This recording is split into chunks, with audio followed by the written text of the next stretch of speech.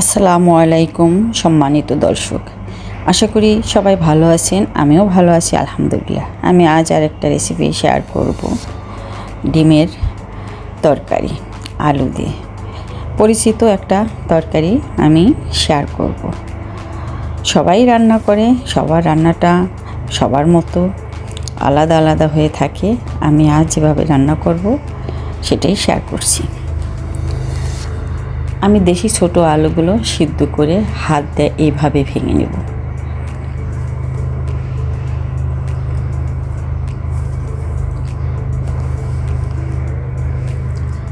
আদা ভাঙা করে নেব, একটু গোটা গোটা রাখবো। এখন তেল দিয়ে দিলাম।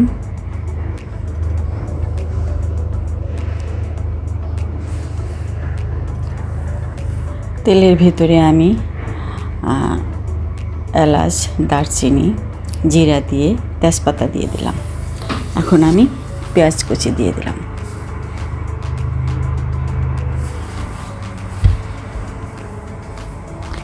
পেঁয়াজটা আমি ভালো করে ভেজে নেব, লাল লাল করে ভেজে তুলে নেব।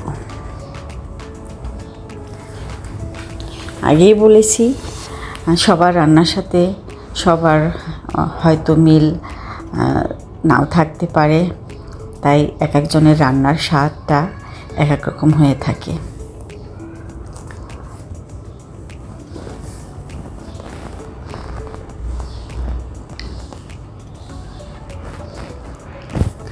ভালো করে মশলাটা ভেজে আমি তুলে রাখবো।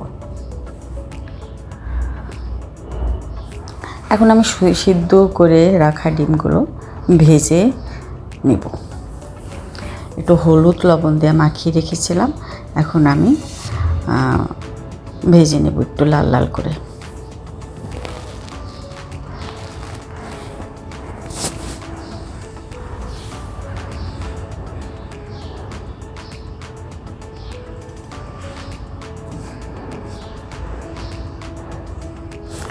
প্রতিবেশীর রান্নার স্বাদটা এখন আর পাওয়া যায় না।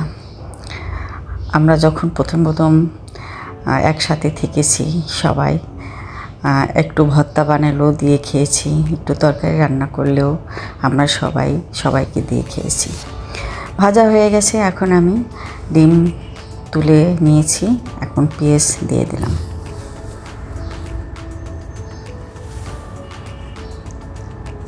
এখন আর সেই মধুর সম্পর্কটা কারোর সাথে নেই। সামনাসামনি দেখা হলেও কেউ কথা বলতে চায় না, পাশাপাশি বাসায় থেকেও অপরিচিত হয়ে থাকি আমরা।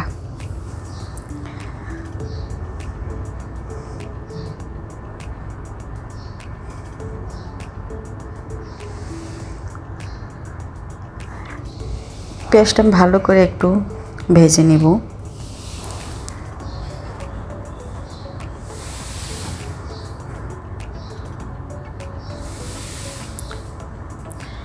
এখন আমি একটু আদা রসুন পেস্ট দিয়ে দিলাম। আদা রসুন পেস্টটা একটু ভেজে নেব পেঁয়াজের সাথে। প্রতিবেশীর হাতের রান্নার স্বাদ পেতে হলে আমাদের এখন এইভাবে দেখে রান্না করে নিতে হবে, তবেই আমরা স্বাদটা পাবো। এখন একটু পানি দিয়ে দিলাম।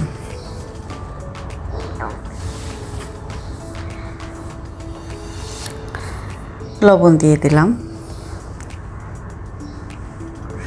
হলুদ দিয়ে দিলাম,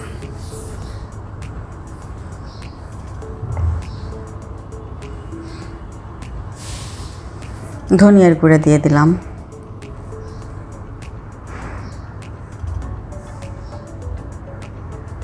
মরিচের গুঁড়া দিয়ে দিলাম। ডিমের তরকারি যেহেতু আলু দিয়েছি, একটু ঝাল ঝাল করে রান্না করব। জিরার গুঁড়া দিয়ে দিলাম,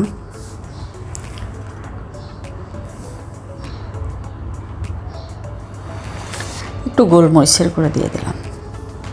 এখন এই মশলাটা ভালো করে কষিয়ে নেব। মশলাটা যত কষাবো তরকারির স্বাদটা ততই ভালো লাগবে।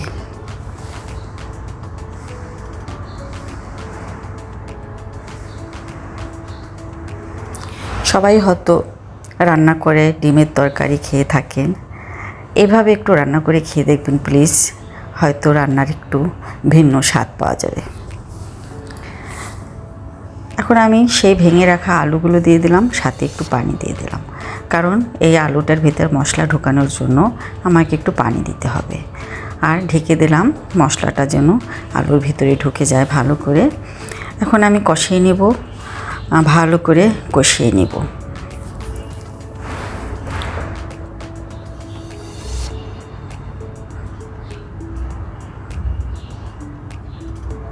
কষাতে কষাতে যখন কড়ার পাশে একটু লেগে লেগে যাবে, দেখব যেন পুড়ে না যায়, কিন্তু লেগে যেতে হবে।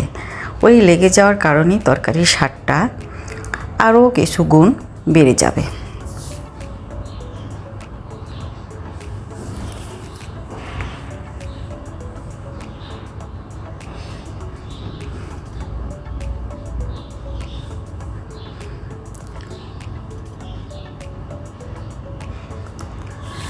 এখন আমি তরকারিতে ঝোলের পানিটা দিয়ে দেব।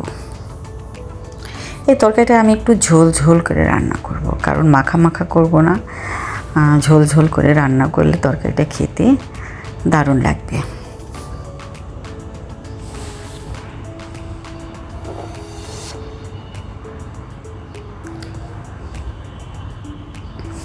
এখন আমি ঢেকে বলক তোলা পর্যন্ত ঢেকে রাখবো।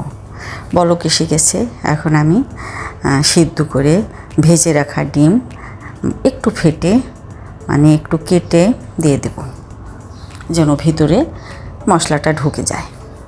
ঠিক এইভাবে আমি অর্ধেকটা পরিমাণ কেটে দেব।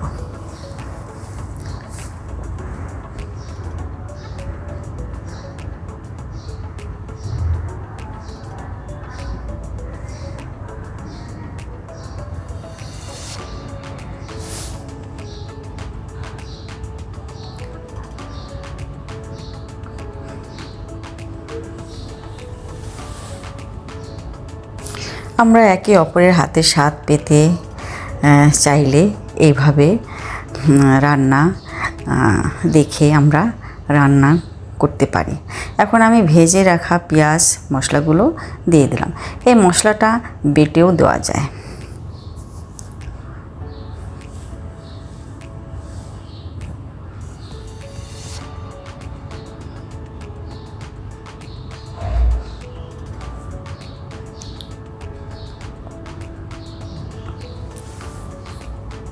আমি এখন তেজপাতাগুলো তুলে ফেলে দেব। এখন আর এটার কোনো প্রয়োজন নেই, এটার যা ফ্লেভার দেওয়ার দিয়ে দিয়েছে। হয়ে গেছে আমার ডিমের তরকারি রান্না, আমি এখন তুলে নিব।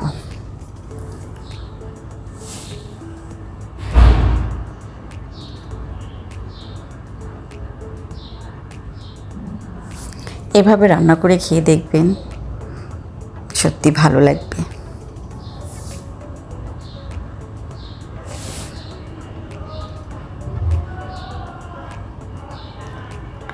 সবার প্রতি ভালোবাসা ও দোয়া রইল। ভালো থাকবেন সবাই। আল্লাহ হাফেজ।